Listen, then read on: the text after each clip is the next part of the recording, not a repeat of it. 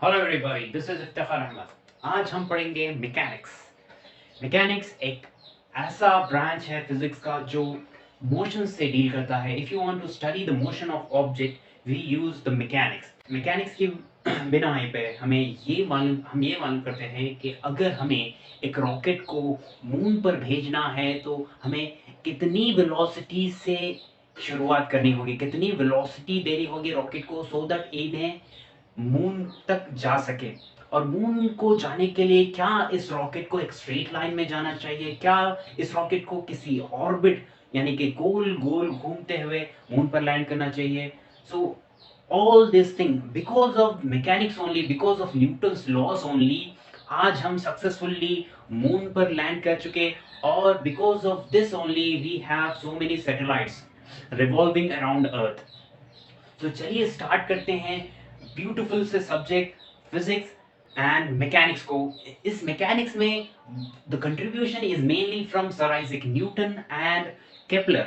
Newton जो है based on his observation on earth, like earth पे ऑब्जर्वेशन करा के चीजें कैसे मूव होती हैं, जो चीजें मूव हो रही है उनको मूव होने का रीजन क्या है, अगर एक चीज मोशन में है तो वो क्यों मोशन में है, किसी एक्सटर्नल फोर्स की जरूरत पड़ रही है उसे, अगर वो चीज मोशन में जा रही है तो बाद में क्यों स्टॉप हो जा रही है, क्या वो चीजें हैं, कौन से वो फोर्सेस है जो उसको रुका रहे हैं, अगर वो फोर्सेस उसके ऊपर नहीं रहेंगे तो क्या बॉडी कंटिन्यूअसली मोशन में रहेगी या फिर रुकेगी। ये सारे सवालों के जवाब दिए हैं सर आइजैक न्यूटन ने with his three laws of motion called Newton's laws of motion.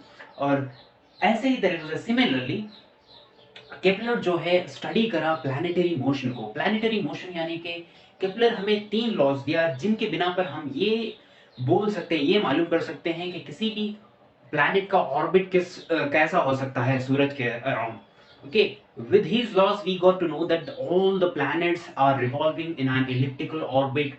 और भी बहुत सारी चीजें, क्या प्लैनेट जब एक सन के, एक स्टार या सन के अराउंड रिवॉल्व होता है तो क्या उन्हें एक सेम कांस्टेंट वेलोसिटी से रिवॉल्व होता है, मतलब उसकी वेलोसिटी चेंज होती है या नहीं होती है, कितना टाइम लेता है एक कंप्लीट सर्कल सन के अराउंड कंप्लीट करने के लिए, क्या वो टाइम डिपेंड करता है कि सन से कितना दूर है प्लैनेट या नहीं डिपेंड करता है। ये सारे सवालों के जवाब हमें मिलेंगे केपलर के तीन लॉस ऑफ मोशन में, जिन्हें हम कहते हैं Kepler's first law, Kepler second law and Kepler's third law.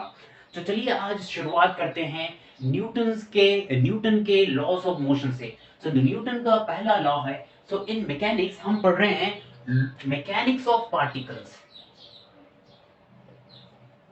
Mechanics of particles. Video को लाइक करें, सब्सक्राइब करें और अपने दोस्तों से शेयर करें, और हाँ, कमेंट करना ना भूलें। तो हम आज पढ़ेंगे न्यूटन्स लॉस ऑफ मोशन। तो न्यूटन्स फर्स्ट लॉ क्या है, will see now. Okay, according to Newton's first law, it states something like this. This is what the Newton's first law states. Every body continues in the state of rest or of uniform motion until and unless uniform motion in a straight line until and unless an external force acts on it. मतलब अगर कोई body, for example if a body is at rest, you see I have a glass, यहाँ पर एक glass है, अगर ये body rest में है तो ये बॉडी रेस्ट में ही रहेगी। कब तक रेस्ट में रहेगी, जब तक मैं इसके ऊपर कोई फोर्स एक्ट नहीं करूंगा तब तक ये रेस्ट में रहेंगे। अगर कोई फोर्सेस इसके ऊपर नहीं एक्ट होंगे तो ये रेस्ट में रहेगी। ओके, सो यू सी ये बॉडी, ये ग्लास एक पेपर के ऊपर है। द मोमेंट अगर मैं ये पेपर निकाल दूंगा तो बॉडी मूव नहीं हो रही है। तो जो ये एक ऐसी प्रॉपर्टी है बॉडी की जो इसे, अगर ये मोशन में है तो ये वो प्रॉपर्टी ये चाहती है कि बॉडी मोशन में ही रहे। अगर कि बॉडी रेस्ट में है तो बॉडी की जो प्रॉपर्टी है वो चाहती है कि बॉडी रेस्ट में ही है, रेस्ट में ही रहे, मूव नहीं हुए। उस प्रॉपर्टी को हम कहते हैं इनर्शिया। इनर्शिया अगर रेस्ट वाली बॉडी के अंदर है तो उसे हम कहते हैं इनर्शिया ऑफ स्टैटिक, मतलब बॉडी रेस्ट में है तो वो प्रॉपर्टी, इनर्शिया प्रॉपर्टी अपोज करती है एक्सटर्नल मोशन को। अगर इसे आप मोशन में लाने की कोशिश करें तो वो नहीं चाहती, वो रेजिस्ट करती है। उस प्रॉपर्टी को कहते हैं हम inertia, inertia of the body. So rest वाले के लिए इनर्शिया ऑफ रेस्ट। अगर कोई चीज मोशन में है तो बॉडी ये चाहती है कि even though if you try to stop it, वो नहीं चाहती कि वो रुके। सो उस प्रॉपर्टी को हम कहते हैं इनर्शिया ऑफ डायनामिक्स। इसीलिए न्यूटन के फर्स्ट लॉ को हम इनर्शिया, लॉ ऑफ इनर्शिया भी कहते हैं। Okay, there is one other way by which you can state this law. There's another way by which you can state this law. And one more example before that. Suppose आप just अभी हाथ धो के आए, so there will be some water drops on your finger. So हम Newton के first law को use करके ही पानी पूरा झटक देते हैं। Like the drops are on, पानी आपके हाथ पर है, आप ऐसे करें और यहाँ पर हाथ रोक दिए, हाथ यहाँ पर रोक दिए, बट जो मॉलिक्यूल्स जो वाटर ड्रॉप्स थे आपके फिंगर्स के ऊपर, वो नहीं चाहते कि वो रेस्ट में रहें, क्योंकि वो मोशन में आ रहे थे। आपका हाथ यहाँ से ऐसा आया, बट आप यहाँ पर हाथ रोक दिए, बट पानी के बूंदों पर वो मोशन आ चुका है, तो पानी के बूंदें नहीं चाहती है कि वो स्टॉप है, वो चाहती है कि वो मूव होते रहें, क्योंकि उस पानी के बूंदों में एक प्रॉपर्टी है जिसे हम कहते हैं inertia of dynamics. So because of that property, even though आपका हाथ रुक गया है, बट वो पानी के बूंदे वही डायरेक्शन में, जो डायरेक्शन में आप हाथ ला रहे थे, मूव होते रहते हैं। इसीलिए बूंदे नीचे गिर जाती हैं हाथ को छोड़कर, और आपका हाथ ऐसे ही रह जाता है without water. So we are in our everyday life you are using Newton's first law again and again. So for example bus पे मैं ऐसा खड़े हूँ, the bus is at rest, suddenly driver bus को स्टार्ट करता है, so I will feel some force like this. ये ऐसा नहीं है कि मैं पीछे जा रहा हूं, एक्चुअली मैं, मेरी पोजीशन वही है, बट बस आगे जा रही है, इसीलिए मैं ऐसा हुआ। तो मेरी बॉडी ये चाहती है कि मैं रेस्ट में था, तो मेरी बॉडी ये चाहती है, मेरी बॉडी की जो प्रॉपर्टी है इनर्शिया, वो ये चाहता है कि मैं रेस्ट में हूं तो मैं रेस्ट में ही रहूं। ओके, इसीलिए मुझे एक किस्म का जर्क महसूस होता है बैकवर्ड, क्योंकि बस जाना चाह रही है forward. Are you getting my point? Similarly जब ब्रेक मारते हैं, आपकी बॉडी चाहती है कि कंटिन्यूअसली मोशन में आपकी बॉडी, सो वो बस इज इन मोशन। ओके, तो बस मूव हो रही है और आप बैठ के, सडनली ड्राइवर क्या, सो ब्रेक मारा। Okay, because of that brake आपकी बॉडी फॉरवर्ड मूव हुई है। क्यों मूव हुई बॉडी फॉरवर्ड? क्योंकि बॉडी के अंदर जो प्रॉपर्टी है इनर्शिया ऑफ डायनामिक्स, वो नहीं चाहता, वो बॉडी वो प्रॉपर्टी नहीं चाहती कि गाड़ी आपकी बॉडी क्या है, रेस्ट में है। इसीलिए वो आपकी बॉडी को, जो कि मोशन में थी, फिर और भी मोशन में ही लाने की, मोशन में ही रखने की कोशिश करती है, even though the bus is stopped. इसीलिए आपको एक किस्म का ऐसा झटका महसूस होता है when the bus stops. So these are all examples of Newton's first law.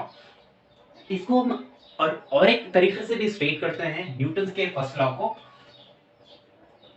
If the net force acting on the body is zero, if the net force acting on the body is zero, the body, if it is at rest, will remain at rest. Okay, and if the body is moving with uniform velocity, it will move with uniform velocity in a straight line.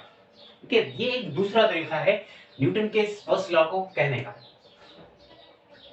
Suppose आप एक object को कुछ velocity से ये direction में ढकेले, okay, कुछ velocity दी है, initial velocity, by applying some force, suppose 10 metre पर सेकेंड की वेलोसिटी दी है। बट जैसा ही ये ऑब्जेक्ट ये सरफेस पे ट्रैवल करता है, थोड़े डिस्टेंस ट्रैवल करने के बाद it will come at rest, यहाँ पर उसकी वेलोसिटी हो जाती है zero. Velocity of the body क्यों जीरो हो जा रही है? You see, according to the first law, अगर कोई बॉडी मोशन में है, यूनिफॉर्म मोशन में है, तो वो मोशन में ही रहना चाहिए। उसके ऊपर जब तक, कब तक मोशन में रहना चाहिए? जब तक कि उसके ऊपर कोई एक्सटर्नल फोर्स एक्ट ना करे। तो यहाँ कौन फोर्स एक्ट कर रहा है? भाई मैं जस्ट उसे मूव करके छोड़ दिया, there is no one to stop this object, but we are not taking into account, we are not considering the force. ऐसा नहीं है कि बॉडी के ऊपर कोई फोर्स एक्ट नहीं हो रहा है, यहाँ पर है फोर्स ऑफ फ्रिक्शन और एयर रेजिस्टेंस, एयर पार्टिकल्स भी उसे रोकते हैं, फोर्स ऑफ फ्रिक्शन है, and the gravity is also acting. ये सारे फोर्सेस मिलकर, क्योंकि ये नेक्स्ट एक्सटर्नल फोर्सेस है उसके ऊपर, इसीलिए वो कंटिन्यूअसली मोशन में नहीं रही है, रुक जा रही है। ओके, अगर आप यही एक्सपेरिमेंट को एक फ्री स्पेस में करें, जहां पर ना ही एयर पार्टिकल्स है, ना ही ग्रेविटेशन है, ना ही फोर्स ऑफ फ्रिक्शन है, कुछ नहीं है, जस्ट एम्प्टी स्पेस, अगर आप इसको मूव करेंगे कुछ एक वेलोसिटी, कुछ एक फोर्स से, वेलोसिटी दी है 10 मीटर पर सेकंड, देन वो बॉडी यही वेलोसिटी से मूव होते रहेगी। फॉर इनफाइनाइट टाइम तक यही वेलोसिटी से मूव होते रहेंगे। क्यों? क्योंकि उसे कोई रोकने वाला नहीं है, किसी भी किस्म का फोर्स ऑफ फ्रिक्शन नहीं है। So it means for this body F net is equals to 0. That's why it will move continuously in the same direction in a line with uniform velocity. Okay.